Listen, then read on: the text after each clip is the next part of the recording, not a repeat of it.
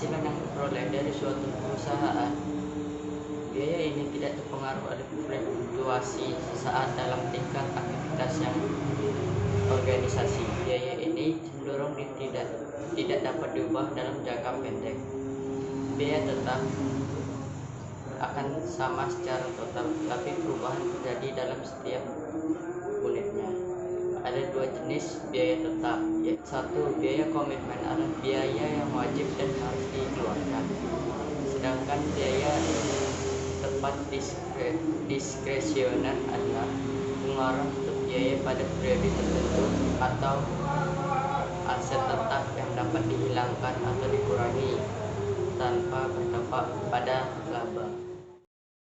Biaya tidak tetap, yaitu biaya yang timbul terus-menerus yang diserap dengan setiap unit yang dijual. Misalnya, jika kita membuat usaha dengan menjalankan toko kerajinan yang mengharuskan kita membeli bahan baku kerajinan dari perusahaan tertentu dengan harga 20.000 per lembar, maka biaya itu dapat mewakili biaya tidak tetap. Misalnya perusahaan dan penjualan meningkat, kita bisa menyesuaikan tenaga kerja dan aspek lainnya sesuai dengan industri yang dikembangkan. Menghitung biaya tidak tetap juga sangat penting untuk memprediksi pendapatan yang kita dapatkan, yaitu dengan cara total biaya tidak tetap akan berubah secara proporsional dengan perubahan volume dan kapasitas. Semakin besar kapasitas yang digunakan, maka semakin besar biayanya. Dan juga sebaliknya, semakin kecil kapasitas yang digunakan, maka semakin kecil biayanya.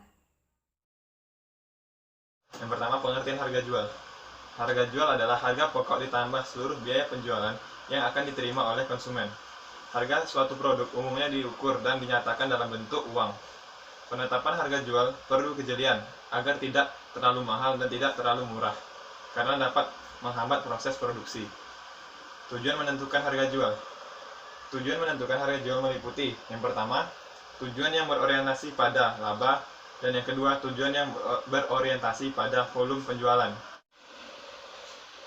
Penetapan harga penjualan yang berorientasi pada laba ada dua macam, yakni jangka pendek dan jangka panjang.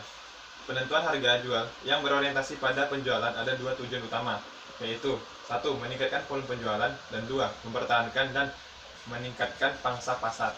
Metode penetapan harga. Ada dua pendekatan pokok dalam penetapan harga jual, yaitu: 1. Pendekatan biaya yang terdiri dari penetapan harga biaya plus, penetapan harga markup, dan penetapan harga break even. Yang kedua, pendekatan pasar atau persaingan.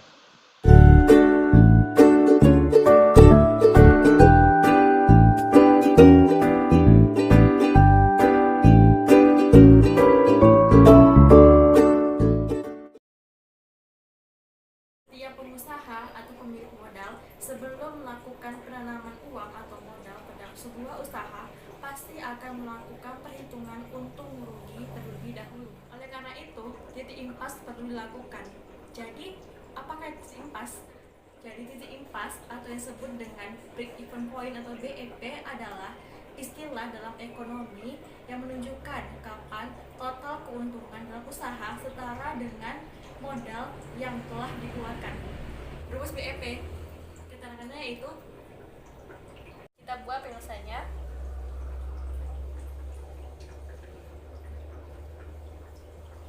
Diketahui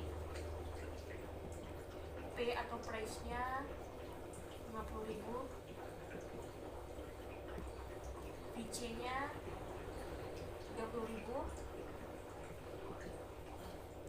dan VC-nya atau fixed cost-nya 2 juta.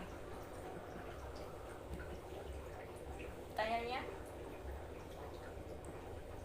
jumlah kaos atau kita sebut dengan BEP per unit. BEP unit. Dan jumlah omset atau BEP rupiah.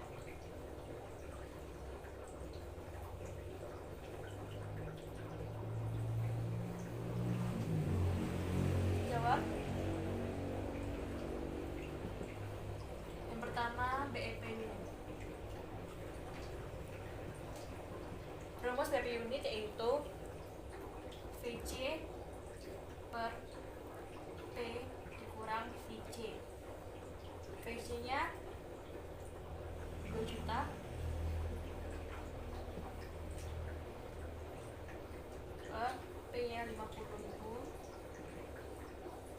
dikurang VC 30.000.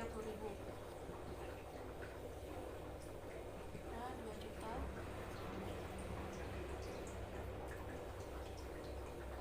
per 50 kurang 30, 20.000. Kita coret.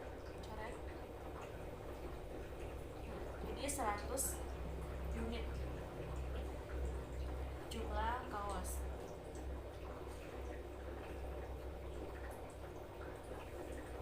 Yang kedua, BEP rupiah. Rumus BEP rupiah yaitu FC per 1 dikurang VC per P. Kita masukkan 2 juta 1 dikurang VC-nya 30.000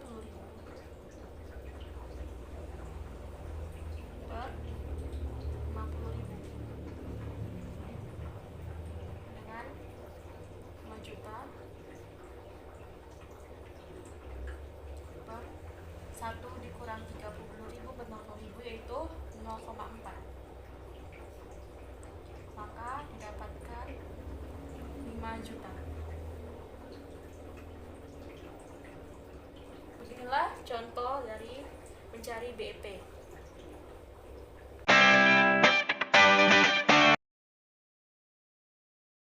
Mengenal konsumen dan pesaing. Konsumen akhir, individual, terdiri atas individu dan rumah tangga yang tujuannya pembeliannya adalah untuk memenuhi kebutuhan sendiri atau untuk dikonsumsi. Konsumen organisasional, terdiri atas organisasi, pemakaian industri, pedagang, dan lembaga non-profit yang tujuan pembeliannya adalah untuk keperluan bisnis atau meningkatkan kesejahteraan anggotanya. Analisis pesaing, menentukan sasaran pesaing. Pemasar harus melihat jauh di balik sasaran laba pesaing. Masing-masing pesaing mempunyai seperangkat sasaran dengan tingkat arti penting yang berbeda. Perusahaan harus mengetahui arti penting relatif yang ditempatkan pesaing atas profitabilitas, pertumbuhan market, share, arus kas, kepemimpinan teknologi, kepemimpinan layanan, dan lain-lain. Mengidentifikasi strategi pesaing dalam kebanyakan industri. Pesaing dapat digolongkan menjadi beberapa kelompok yang menjalankan strategi yang berbeda. Kelompok strategi adalah sekelompok perusahaan dalam suatu industri yang menjalankan strategi yang sama. Menilai kekuatan dan kelemahan pesaing. Perusahaan mengumpulkan data kunci tentang bisnis masing-masing pesaing selama beberapa tahun akhir. Biasanya perusahaan mengetahui kekuatan kelemahan pesaing dari data sekunder, pengalaman pribadi, desas-desus, tapi dapat lebih mengetahui dengan riset pemasaran. Mengestimasi pola reaksi pesaing, sasaran strategi, serta kekuatan dan kelemahan pesaing dapat merupakan pertanda kemungkinan tindakan dan reaksinya terhadap tindakan perusahaan seperti potongan harga, peningkatan promosi, atau introduksi baru.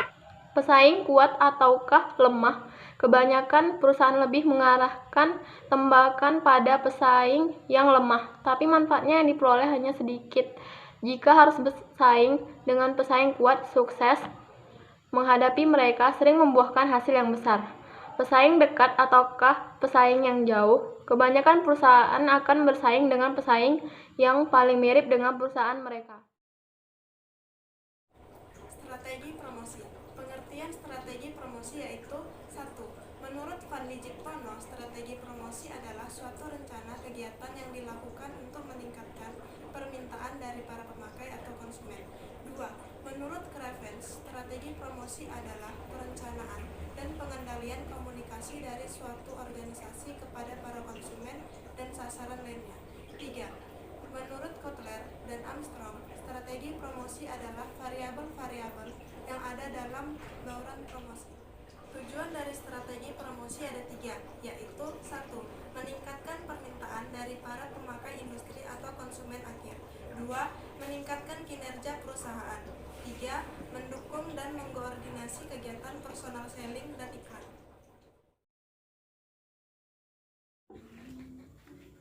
Empat strategi promosi, diantaranya yang pertama, periklanan. Periklanan merupakan sebuah bentuk komunikasi non-personal yang harus diberikan atau imbalan atau pembayaran kepada sebuah organisasi atau dengan menggunakan media massa seperti menggunakan televisi, surat kabar, majalah, internet, dan lain-lain. Yang kedua, promosi penjualan.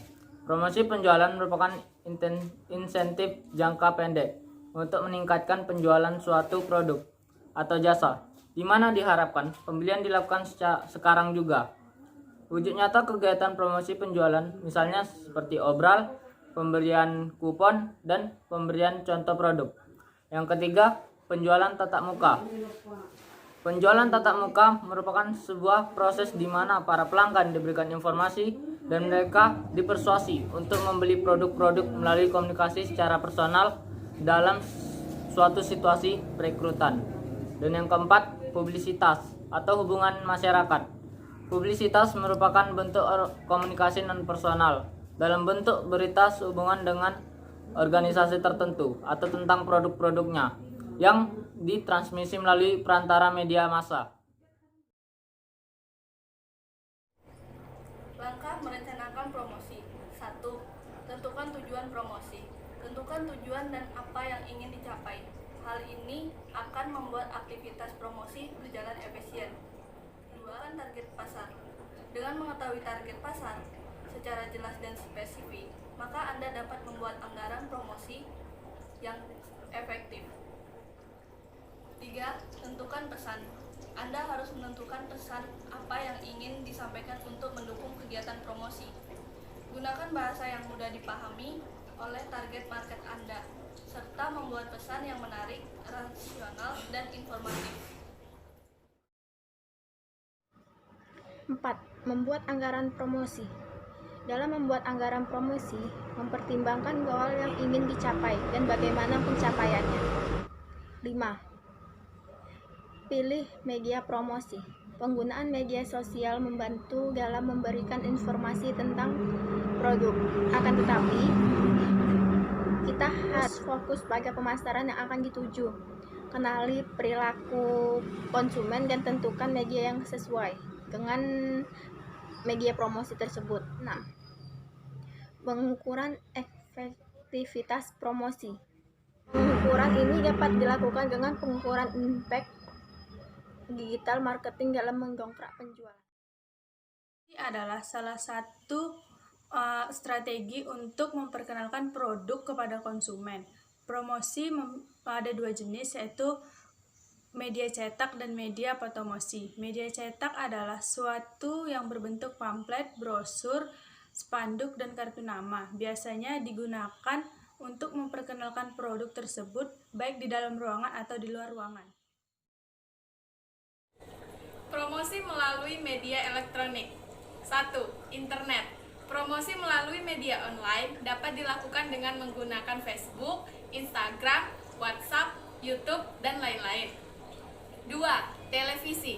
Televisi merupakan media yang dapat menjangkau masyarakat luas sehingga sangat efektif untuk digunakan sebagai media promosi.